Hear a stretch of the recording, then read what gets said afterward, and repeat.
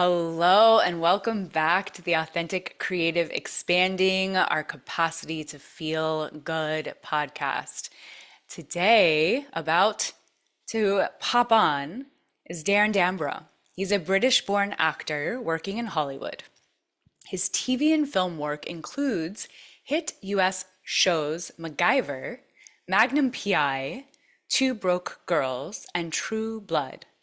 His current releases in 2024 include the horror film Abruptio, alongside Oscar winner Jordan Peele, River of Grass, and the Emmy-nominated Web3 series RZR. Darren is also the co-founder and CEO of weaudition.com, the global video chat community for auditions, rehearsals, self-tapes, and advice. Darren is a member of SAG-AFTRA, UK Equity, and TV Academy Emmys, and regularly attends the world's major film festivals such as Cannes and Sundance. He is passionate about cultivating community and supporting and elevating diverse talent around the world. And here he is. How you doing? Hi. Good. Hi. How are you? Good, thanks. Good to see you. Good to see you too. So you travel all the time. So where are you right now? I'm in Los Angeles right now. I'm at home. So, Okay. yeah, technically LA is home. A rare moment catching you at home. Not So, really. I travel a lot less than people think, but it looks that way. I get it. okay. So, Darren, I just first of all want to say thank you so much for doing this again, because this is your second appearance. You were one of my very first guests a few years ago. And Yeah. so it's so exciting to have you come back and catch up and like see where both of us have grown and what we're both learning about now. This podcast is the Authentic Creative. So let's just start there with you're an authentic creative and you cultivate authentic creativity all around you in collaborative ways. You are such a master at raising people up into their highest selves, creating community, of being generous and helping people to shine. And also, you're an amazing actor who does quality work authentically. You and I got to be in person together recently. And Hmm. so that's what sort of prompted me wanting to have you on, is because we were having this beautiful conversation walking along the Vancouver River in Washington about being a creative, about being an actor and an artist, and really what your process is, and what I think has made one of the things that has made you successful, not only as a creative, but as just a human. And you were talking about this way in which you relate to auditions. Yeah, So, do you remember that little conversation? I do. I do. Yeah. Okay. Okay. Would you share about it with us?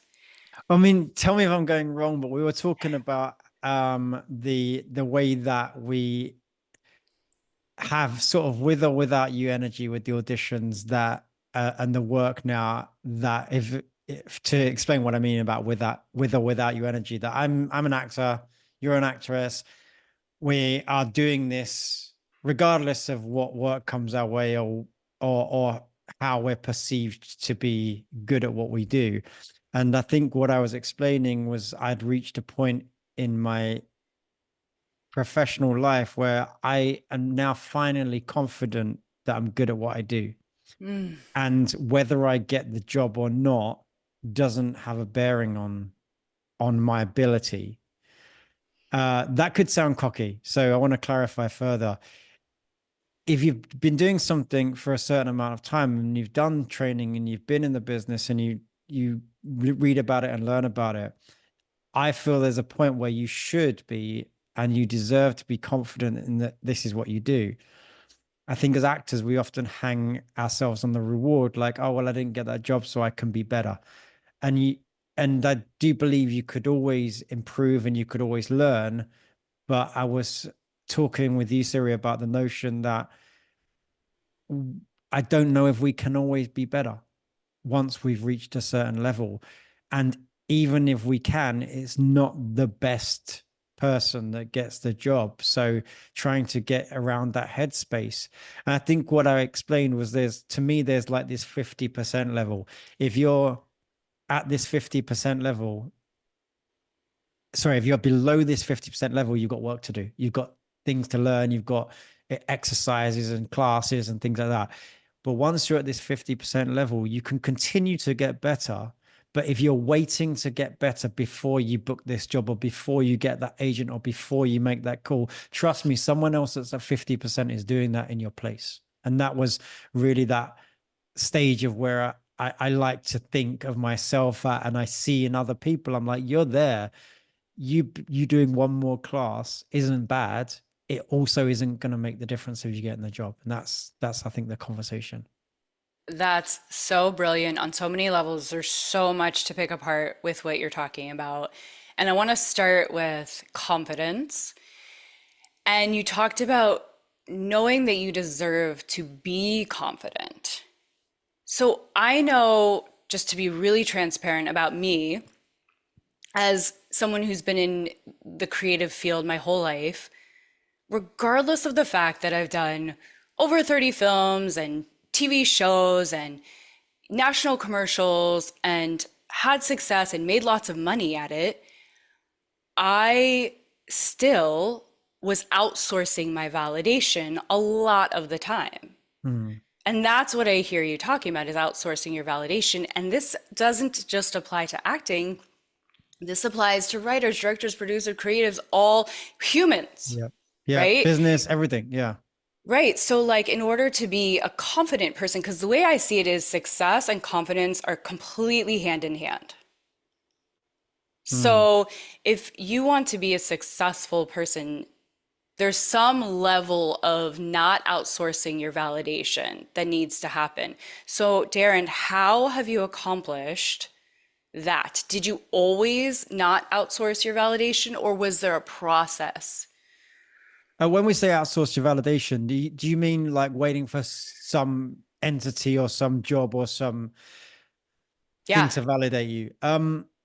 Yeah, I'll feel confident when, I'll feel successful when, if I book this job, then, right? Well, the truth is, I still do feel that way, and I still struggle with that. Okay. Um, and also at the same time, I operate from a place of confidence and deserving, right? So I'll give you an example. To me, being successful in business is based upon whatever metrics you've set for yourself, right? Or your Yeah. mission statement. Being successful as an actor for me is doing professionally grade work and quite frankly getting paid the right amount of money for it, right? And then Yeah. I know people that would do it for the love and for the art, and I do love it and I do think it's artistic, and also it's my job and I want to be paid for it at the right rate, and that right rate is also what the market standard is, what other people are getting. So I do justify my success based on that. And in those ways, I'm not where I want to be at all. There's always someone doing better. There's always somebody making more money. There's always somebody in a better show or a more widely released movie, right? But I Yeah, you'll think never win that you'll competition. never win that competition. Yes. And also I find it okay to strive for that as well, because I'm someone that I do get motivated by progress. Yeah. Now, where I use my own sort of confidence and validation, as we were talking about earlier, is a place where I don't feel anymore like I don't deserve to be in the mix. I don't get that imposter syndrome of why am I, getting this audition, or should I? And equally, when I don't get the job, there's times when I go, yeah, I could have been better at that, or I could have been more focused on it. I'm not saying I never feel that way and know I could have done a better job. But usually when I put an audition down, I'm like, this, I'm comfortable with this. This is what I've done, and this is what I'm good at. It doesn't mean I'm right. for that. Mm. And I can, Yeah. and it's really in that simplicity. If I can understand not being right and not feeling like, well, no, I could have tried harder, I could have done this. No, it's just not right. Yeah. I just didn't sell my product to you that day. Doesn't mean that my product is bad. You just didn't need Right. it. I always Yeah. give this analogy of like a flower shop, right? If I was a florist and I'm putting my flowers together every day and I put them in the window and this person walks past on his way to work, he's not rejecting my flowers every day, he just doesn't need them. And then the one day he walks past, it's his wife's birthday and he pops in for the pink roses and he takes the pink roses. And that day I sold my flowers, right? My Mm. flowers were always right. That's beautiful on You so many see, levels. I you love the see what I'm saying? metaphor. I And I love it. think a lot of actors sit there and go, oh, maybe if I put a different shade of pink in that bouquet, and maybe if I, and they're doing these micro adjustments with their careers, or they're like, you know what? If I just went to one more florist class, that's going to be the difference. And I'm like, no, you just need the person whose wife's birthday it is to come by the florist on the right day when that shade of pink is correct Yes. for the thing. That's gorgeous. Literally.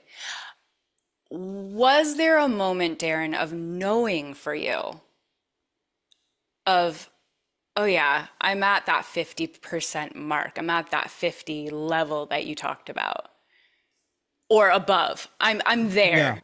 I don't need to Yeah. question my talent.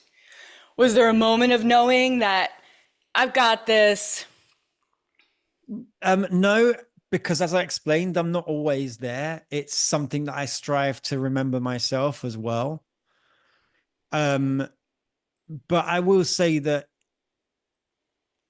when I need a reminder, it's that I can't, not, I don't want to say always, but I consistently see not the best person getting a job. I consistently see somebody that is booking a series regular and finding out everyone hates them on set because they're obnoxious or because of this. And I was like, if the perfect thing exists, it's not the one booking the job. And if that's our level of validation, or if that's what we're measuring our progress, it's a stupid measure, right?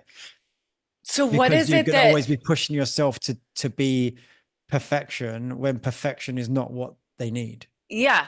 And yes, yes, yes, yes, yes. And what is the thing? Is there a through line? Is there a common thread of the people that are booking it, regardless of whether they're giving the absolute top performance? Is it a certain level of that they've unhooked from the outcome? Is it a certain level of not caring about certain things? Like, what is that for them, do you think? Let's talk about those things in order. So like the I'll go backwards. The not caring, you often hear, oh, people throwing it away, not caring. I think that's oversimplifying it. When people say not caring, it's not that they don't care, it's that it won't make or break them, Mm-hmm. right? Coming back to this idea of with or without you energy. I'm doing this with or without you. If I'm not on your show, I'm going to be on someone else's show. And if I'm not on their show, I'm going to be doing this. This is what I'm bringing to the table. Do you want to jump on my train or not? Yeah. Um, but my train is going. Yeah. They have that energy. I And would then call that, I would call that I've RSVP'd to my own party. yeah, right. The Yeah. party's Yeah. happening. Yeah. Are you coming to the party? Okay. Um, and I see that with business or with anything, with any, you're executing on something. The not caring is you can't make or break my day with it. And so Yes. I have an audition later today, and it's a very big one, and it's for a big series and all that stuff. Do I want it? Absolutely. I used to struggle with this idea when people say you've got to not want it so bad, right? And of course I want it. Mm. It's a massive series. It would change your life. It would change your finances. It would put you in on the screen with A-list actors. How can you not want that? Yeah. The difference is not wanting it. Hmm. It's not gonna ruin you if you don't. There's another one. You have a business, you're doing something. Not everything is riding on this. And that's the sort of level of comfortability where, to give the current example, I will go into that audition and I'll do the work that I've done confident that I've been acting for years, confident those choices that I make were my choices. And I can't know what the writer or the director 100% wants. And I think neither do they half the time, Yes, yes, right? yes, yes. So they don't know. And then even if they do, there's a producer or there's someone else having their 10 cents in, right? Yep. So to release yourself as an actor from trying to fit all those boxes and just going, no, I'm good at what I do. I'm good, and this is my best shot. And then Yeah. the other part of tweaking that is, I don't know if you can always do your best shot. I mean, let's say we're all doing self-tape auditions. Mm-hmm. You can do it 10 times, you can do it 100 times, you can do it 3 times. Sure. A lot of people I've seen, and I hear about through my platform where actors are doing self-tapes with each other all the time, is someone's like, no, I want to do that again. I didn't like the way I said that there, but I'm going to tweak it here. But then that's trying to paint the same picture twice. And you know what happened is on that second time, you'll hit that beat and you'll have lost a moment or a spark that you had in an earlier Yep. section Yep. because you're trying to craft, like, it's not choreography, you're trying to craft this performance step by step. Now in a dance competition, yeah, one step out is one step out, I get that, right? There's many things in life where it's a series of specific things. I don't think acting is that. Acting is, are you confident you're a good actor? Great, then do the role and do the Yeah. role. And if you don't know your lines, okay, learn your lines, right? If you don't, there's certain things you can do And don't that bump are into the controllable. furniture. Yes. Right. But then there comes a time when you go, no, this is what I'm being asked to do. Yeah. I'm in the mix because I'm auditioning for it. This is what I bring to the table. And I'm confident that the 50% level that I've got to, whoever gets it will be at least this good. Hmm. But the person that gets it is they're not necessarily 100% good. They're just right for what was given. That doesn't mean you were bad. Right. Yeah. What I hear, to just put it into the spiritual terms, is like coming from wholeness. Mm, mm, And with anything in life, when we come from our wholeness and we create that wholeness, we cultivate that wholeness within us, that is the I'm doing this with or without this particular situation happening, mm. then the highest and best can occur, and we don't have to kind of be micromanaging and taking the temperature of everything, right? To Right. determine how we're going to feel. So it's like what I'm hearing is what you're talking about is just deciding that you're going to be complete and good and happy with yourself regardless. Yeah. And Well, then they feel that, right? That's the confidence. They don't want the needy. No one wants that needy feeling. right. But then to pick that apart from our own definition, it's not even that they're going to feel that confidence and that's going to be right. It's that in a way, I don't care if they do or they don't, right? Because I'm confident with what I put forward as being proud of what I did, right? Because you could, playing devil's advocate, someone could be listening to this and be like, well, your career's not where you want it to be, so maybe you should be tweaking these things. My argument is this, that I don't think the tweaking is the thing. And then when you do hear somebody that, there's lots of stories out there that people go, oh, you know what? I was getting nothing. I was booking no jobs. Everything was terrible. And then I went on, a meditation retreat and I meditated for 5 days straight. And then I booked a series regular. And oh my Mhm. gosh. Mhm. So I'm not against meditation. I think it's helpful. I also don't think that's the thing that booked you the job. Now, maybe the person in the way they were feeling had let some stuff go, or they'd got into a different mindset that helped them do that. Mhm. But what I don't love seeing is when someone puts everything on that one little adjustment they made, because at that point they won the lottery. Because when you look at anything like that, I can show you 100 other people that did the same step and didn't win the lottery, right? Yeah.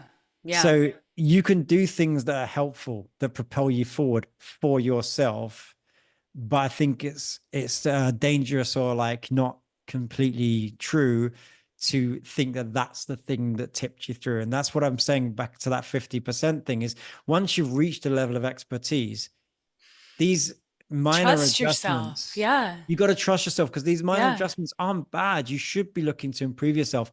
I don't think they're going to be the thing that changes the game for you. Mm-hmm. Mm-hmm.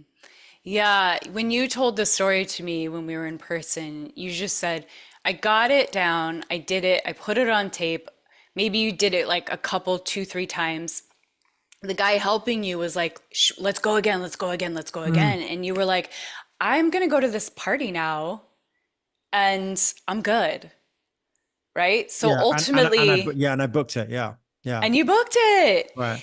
And the party that I was going to in that example was also a film related thing where I was actually meeting a casting director of another big movie, right? which is just as Not not important. not specifically for a project. It was just a social thing. But yeah, but to me, that was also important and also enjoyable and also makes me a well-rounded human and also something I wanted to do. And my point there is I didn't sacrifice one for the other. And I would have sacrificed going out if I wasn't comfortable with where my tape was at. But I was because I had that awareness that no, I think that's the I pulled out the character I wanted to pull out. I did that, and no amount of me fine tuning that is necessarily going to make it better. It might, and it might not. And even if it makes it quote unquote better in my mind, that doesn't mean in the person choosing's mind. Hmm. I have Yeah. zero I have zero control over that. So, but what I do have control over is where I bring my work to at my level.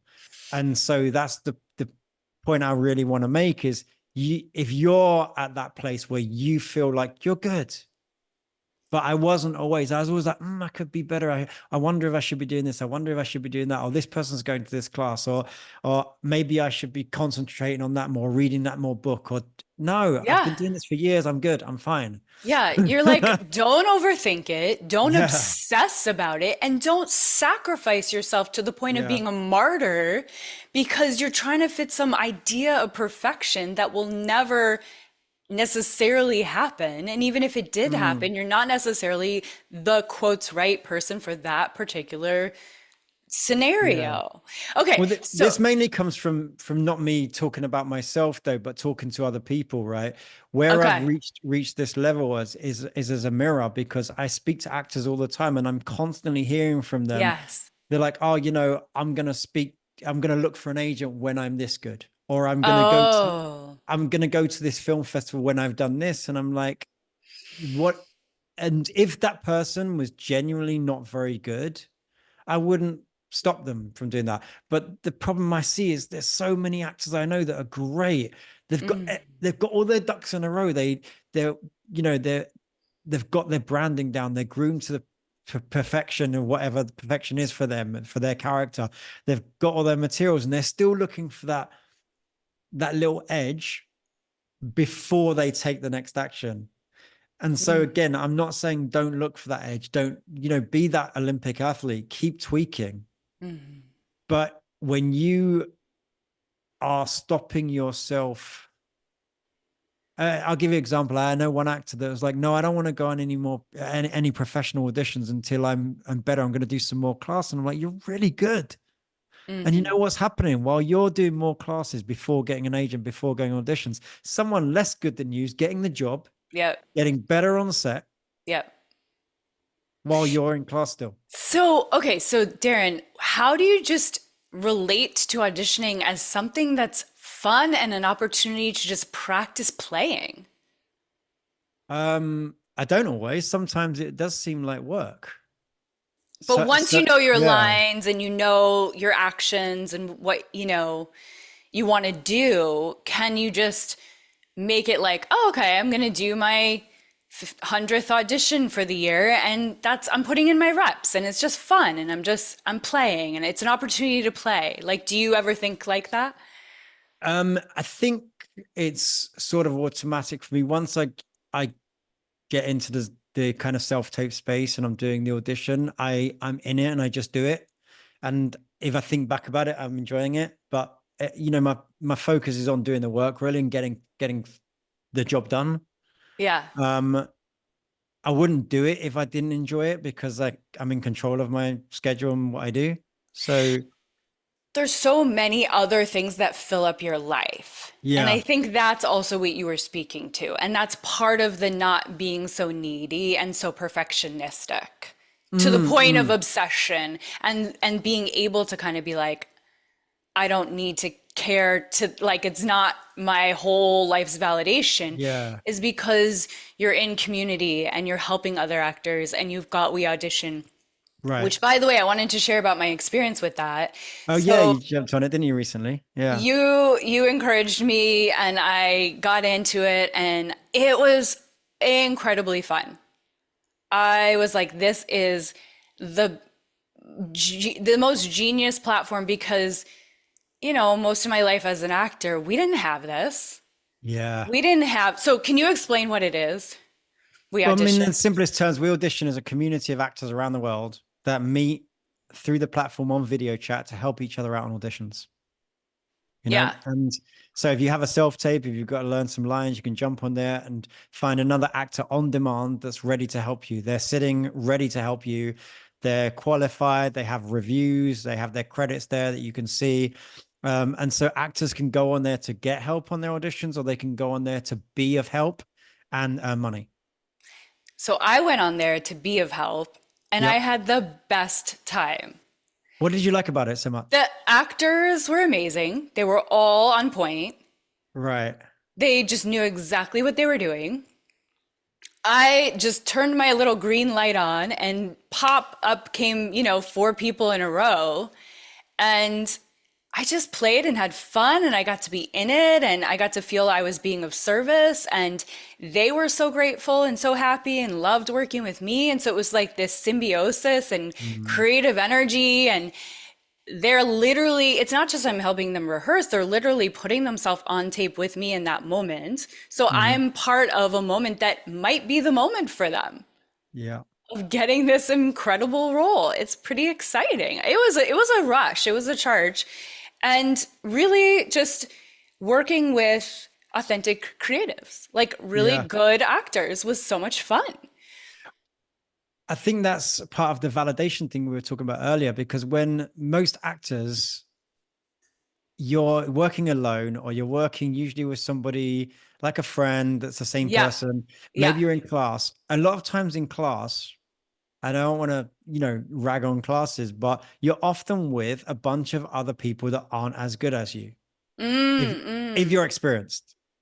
And then every class has they've got the one famous person that drops in and everyone, but generally speaking, so you're working with people that aren't as good as you, or maybe not even good at all, because they're still trying to come on their way up. With Real Audition, you're working with people on real auditions that are booking real jobs Yeah. because they're on there because they have an audition they've got to put down. Yep. And that process of working with other creatives that are good helps you get better as well. Yeah. But then the They level of confidence and validation you feel helping that person, like you explained there, you're being part of this moment. That's good for the soul. That's good for you as an actor to feel like, wow, okay, I'm good at what I'm doing. And that's what we hear all the time is people go, they get those reviews through and realize I'm actually really good at this. yeah. Yeah, I think what's so fascinating about it is it was such the missing piece that I wish I had had. So Mm, it was very healing to do it because I was like, oh, wow, this is what I needed when I was really fully acting, full time. Like, because it is, here's the thing, and you know this, but like, it is a bit of a pressure to put on the people in your life mm, even if it's your spouse, yeah. or your friend, your best friends, to constantly in any given moment, or your parents or your siblings, hey, I need you. Mm, Do this with me. And for me, just to be really transparent, I would ask Jake, my husband, and I was, because he was my husband, I was like being cranky with him and like, no, like give me better and you're not doing it right. And it was all Yeah. very like personal. Mm. And I think that a lot of people probably put unnecessary pressure on their relationships. Yeah. I've seen it with other couples and friends and stuff that doesn't need to be there. And you can just go on to this service and there's no pressure on anyone because everyone wants to be there and they're just ready to go because they've decided to be ready to go for you. Yep. Yep. And it's transactional. And there's no, yeah, So, there's no like relationship getting in the yeah. way that you have to like pretend that they're not someone that they are, right? Yeah. And also, I mean, I love the community of We Audition because people are very kind and supportive. And Yes, also the professional angle of it is no one's getting offended if you say, hey, I don't want you to really like, can you speed up at that bit? Because, exactly. or can you give me a beat there? Because I'm going to do this. You're not offending anyone. They go, okay, I'll do that. Yeah, exactly. Right. That's exactly what I mean. Whereas when you're familiar with somebody, sometimes they'll take some minor offense to it, or they'd really rather they be watching the ball game, and Exactly. so they're hurrying you through it. Or that they'd rather be somewhere else, or like you said, you take the liberties of being not as polite as you maybe should be Yep. because of that relationship and Yeah, all of that. And then the other thing about it is if you've got familiarity with the person you're reading with, you're getting the same reads and the same notes and exactly. the same things in everything you do. Whereas Yes. being with different readers forces you to emulate being on set with different actors. Yeah, you're literally in the moment and you don't have to pretend that this is someone you're meeting for the first time or it's like there's already Mm. chemistry happening just Yeah. by showing up to someone that you don't know that well. Mm, mm, mm. And that was the other thing was the actors knew exactly what they wanted and they asked me for exactly what they wanted and I was like, yeah, I'm going to give it to you right here because Yeah. I'm working and this is like you said it's just an exchange. There's no kind of having to be shy about the way you want to do it. Mm. And also I think the other refreshing thing is there's no preconceived judgment around From from you, the either reader, on or either from right. yeah, on either end. Like Yeah. if I'm showing up to We Audition to support the person auditioning, I am fully like in support. There's Yeah. no shit going on. And then Mm. and then for them, it's like they don't have to worry about how I'm perceiving them. I'm just like a stranger. Right, right. And so they have the freedom to do things and not feel judged by Yeah, their partner, who also may have the person they're reading with regularly may have said something to them before about the way they delivered a line, and now they're in their head about doing something for another audition that way. yeah, It's yeah, the freedom to play. And then I think the other thing as a readers is you're getting to see how different actors play with stuff. So you're learning by osmosis, and then you're flexing your own muscle because if you're reading a scene as an actor, it doesn't matter if it's my audition or your audition, it's a scene. yeah. And getting back to that, do we enjoy what we're doing? If you genuinely enjoy acting, then yes, there's the prize of getting the job. I get that. But actually, if you genuinely enjoy acting, it shouldn't matter which part you're playing Mm, in a two-sided scene, right? You're mm. enjoying the process. That's right. That was the other thing, Darren, was me being on the end of just being in service to the other actors. Mm. I was like, I don't have to worry about whether I'm going to get this job or not. I can just Yeah. enjoy this. Yeah. It was pretty fun. Yeah. Yeah, There's a lot to it's learn it's from it, isn't there? brilliant. It's brilliant. Thank you. Thank you. Yeah. So, is there anything else about expanding our capacity to feel good that you could share with us? Is there a situation, maybe today or recently, whether it's professionally or in your relationships, that you feel like you've started to grow or learn about or have new perspectives on how to expand your capacity to feel good more and more and more? So, you're just enjoying your life. It is a struggle because the more I'm successful in different things. So I mean, my business is growing all the time and it's successful. And hearing stories like you give me, that's part of the success, right? It's not just about finances or growth. It's also about how how things make people feel. Yeah. Professionally, in terms of, I've had a year where I've had several films come out. I've got some stuff in the festivals. I did a Netflix podcast with Zack Snyder. So these various things have been popping up, and that makes me feel good because of success. And also, my network around me is also constantly doing better, which makes me feel less than.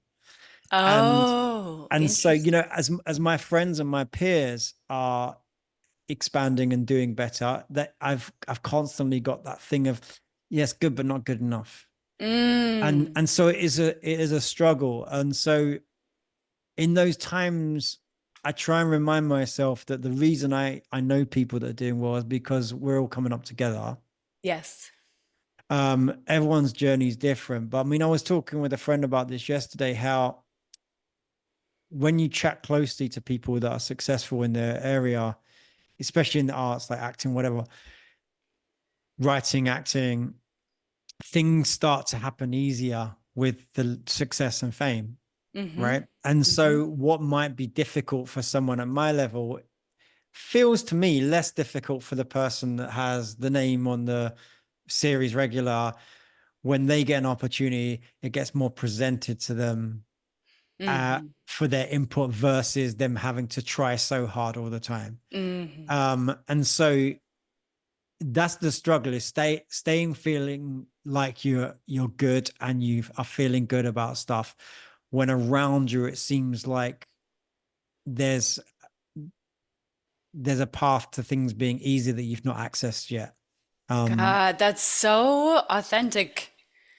Just, the vulnerability is really beautiful. Thank you, Darren. I really, really, really appreciate your consistent vulnerability in this conversation because it's so relatable. And when other people hear you share that, they heal, I mean, I hope right? so. Yeah, I don't think I answered the question properly because It's it okay. You it did. wasn't. Yeah, well, it's not that I always feel good. That's the thing. But that is the journey I'm trying to be on, is to feel proud and to feel good, Hmm. because I think when you really get to that place, you can elevate to the next level easier, Hmm. because you're not looking 10 steps ahead. You're looking to the next part. Yeah. Yeah. So my whole thing that I'm letting myself embody more and more slowly through practices like breath work and Reiki, healing practices, and what I guide people through and actors through with the breath work and the Reiki is like, how can we vibrate in a way that we feel good now? And Mm. then we magnetize, and I think you already do this. I really do, is what I observe. But how can I feel good now? Because this is sort of what you were explaining in the beginning. And then I magnetize things to me. How can I be more easy within my own nervous system? How can I be happy first? And then because I'm happy, I get the things, but I don't need it. Well, and it is a struggle, isn't it? Because I go backwards and forwards with those things. I go through periods of feeling that way, and then it's up and down. And Of the last couple of days, I've not felt so much that way, and I'm looking like, oh, what more can I do? Or I get the frustration of like, why isn't X or Y happening, or why is that happening for that person that seems Yep. to be doing less of these things to me than Yep. me? But Yep. I also, when I dissect it, I also think that it is sort of one step at a time. We can't always know someone else's journey of what's being presented. Totally. And the more we are comfortable with where we're at, then then we show the comfort for the next level.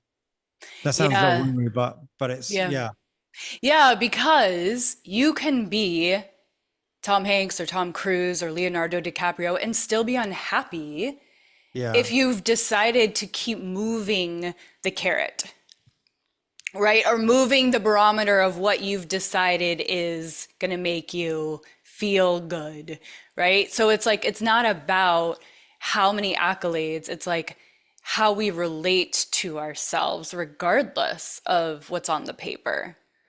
Right. There's some interesting psychology behind like this in the science of happiness, that it's actually progress that makes humans happy. Mm, And so I think when you attach your happiness to a certain level or an outcome, like the people you mentioned, I'm going to win an Oscar, and then someone wins an Oscar and they're not happy, right? Yep, yep. It's because the Oscar doesn't make them happy. It's the progression to the Oscar. And then it's got to That's be, right. and that's why people, you see businesses grow to millions and then to billions, and how much more they need, right? And then they start foundation because more money doesn't scratch the itch. So then it's, Yep. how can I help more people? How can I solve this problem? Because it's always got to be a goal and progress that keeps us inspired and happy. And that's certainly how I feel. And that's what I was trying to get out with the last question, was that when I feel like I'm good, I start to feel stagnant. And then I go through a period of frustration of why not me moments of like, I see things around me like, well, I should be doing that, and why them and not me.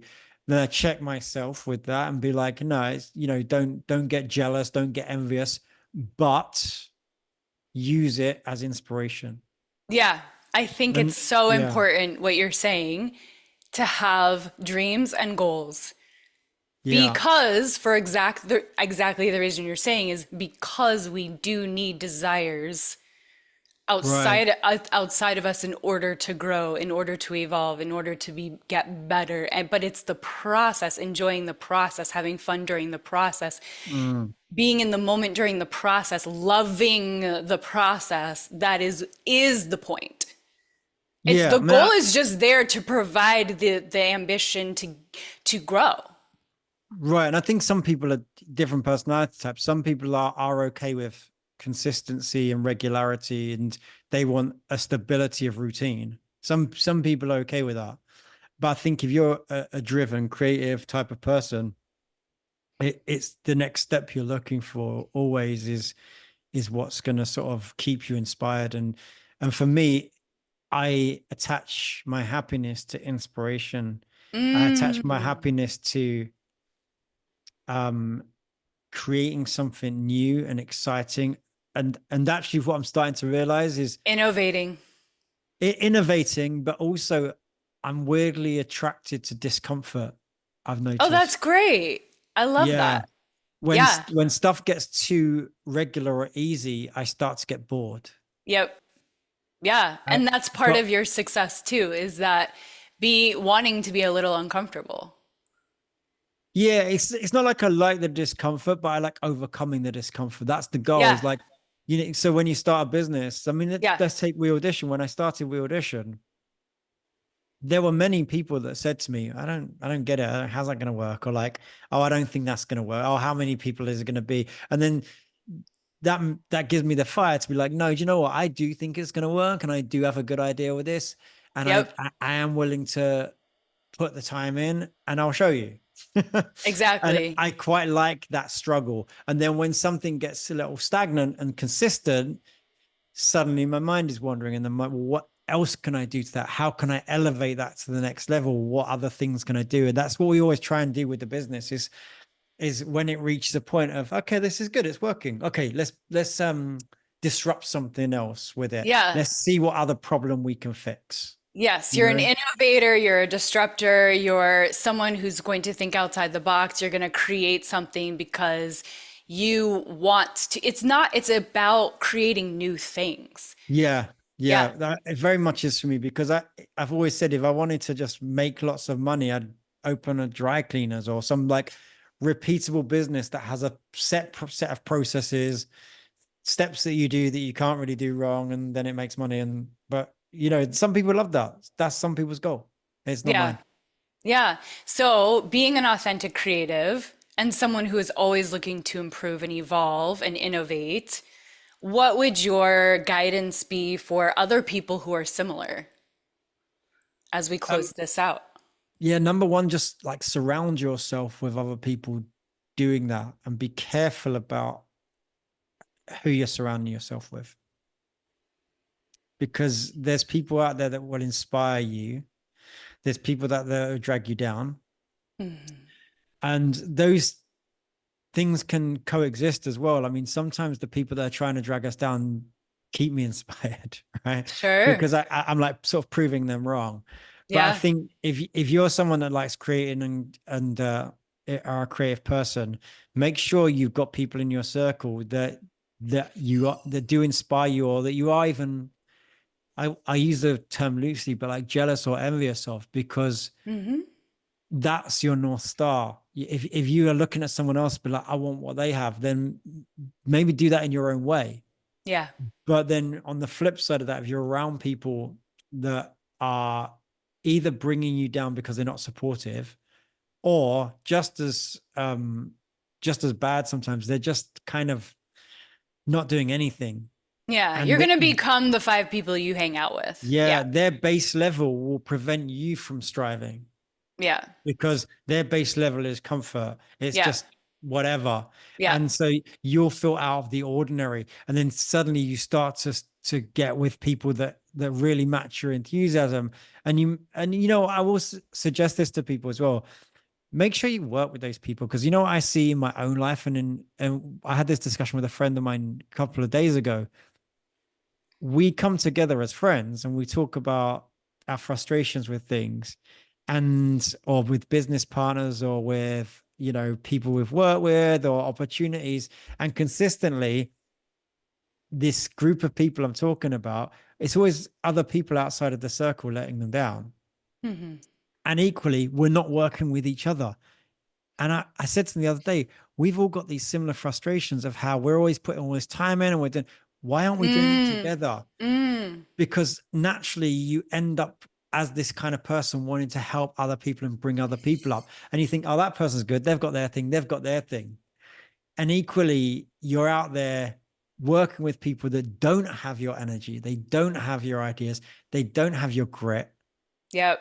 Or what, even worse, in some of the examples we were talking about, they were screwing these people over, Mm. Mm. when you already know all the people that are doing the great work. Yeah. Get together and work with them. Yeah. I That love that. that's more my goal going forward, because I find I do that a lot. I love bringing other people up, but also I want to work more with people that are elevating on my level, so that we can make big stuff happen together. Yeah, that's so important. It's so important to be of service, help other people, and also spend an equal, if not more, I don't know, you what the rule would be, but like really spend your time around people that are vibrating at your level, Right. right? That are inspiring you, that are coming up with ideas as opposed to just talking about other people, right? Like that are just like, let's innovate. How can we make this? How can we create this? What can we create next? Yeah, Yeah. just like you're doing with the podcast, really. I mean, you're surrounding yourself with people that are on your level and creating this network. And that's why it's so nice when we saw each other in person with you and Jake. You're people that do stuff on a high level. And that's who I want to spend more of my time Mm. with. Mm. But what generally happens is people that are doing that, they have limited time. So you have to be very specific to Mm. make sure you spend your times together and uplift each other, and learn Yeah. from each other. I think that's the real secret sauce right there. And Hmm. that's why I think when you look at really successful people, that's could be just commercial success, or even just success, happiness, like happy relationships. They always know other people that are like that. That's why they're in these successful packs. Yeah, so get with your people. Yeah. Get with the people that are going to lift you up and support you and applaud you for your new ideas. Yeah. And Yeah, that allows you to help other people as well in the process. exactly. Exactly. Oh my gosh, Darren, you're so amazing. You're such a generous person and you're so honest and you're so innovative. I love We Audition. I think everyone should do it. And what is there a film? Is there a website? Like, where do you want people to go to find you? I What's mean, important right now? what's important, if there's actors listening, just jump in on the We Audition community and just get involved. Like, yeah, I think your experience speaks to the benefits of that. And you get out of it what you put in, right? So just be a Yeah. part of the community. For me, yeah, I mean, I'm slightly active on the social media under my own name, at Darren Darnborough. But yeah, I have a few things coming out. I've got a film in the film festivals this year called River of Grass, which is something I'm excited about, because a it's a role for me that I play a drug dealer from Florida from the 1970s. And whilst I'm quite adept at playing criminal roles, this role is particularly important to me because I haven't played so many American roles Okay. in an American accent, Okay. and this was a job where they trusted me with it. It's based on a real person and a real family, Oh, and that a descendant of that real family is one of the writers and he's involved in the project as an actor as well. And he was very complimentary about me on it, and it gave me a level of confidence that you know what, I can do these accents, I can do these roles. And nice. so I'm particularly proud of that project. That's doing all the film festivals right now. I think we're at Amazing. St. Louis next. Yeah, and then I have a horror film out right now called Abruptio, which is in theaters right now with Jordan Peele, Hannah May Lee, James Masters. And it's a very So cool. weird and wonderful horror movie. So So go check cool. it out. Yeah. Amazing. Okay, and I'll put links in the show notes. Love you guys. Thanks. Keep expanding your capacity to feel good. Thank you for listening. And reach out to Darren, reach out to me if you have questions. We'd love to hear anything that came up for you during this episode. See you soon. Thank you for having me. Thank you.